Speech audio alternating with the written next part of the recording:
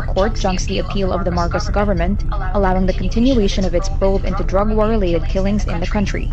The majority rejects the fourth ground of appeal in its entirety.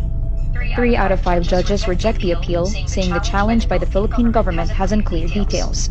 The presiding judge also says the majority did not find the pre-trial chamber had erred in law. The Philippine government expected this decision, with Solicitor General Menardo Guevara earlier saying he was, quote, not too sanguine about a favorable ruling. What happens next is that prosecutor Karim Pan and his team will continue investigating, but it would be up to the Marcos government how best to respond to the ICC's political and legal. Rodrigo Roa Duterte. So sulit talaga ang suporta ng mga North Cotabateños, especially to Kidapawan City, sa pagmamahal natin sa ating dating Pangulong Rodrigo Roa.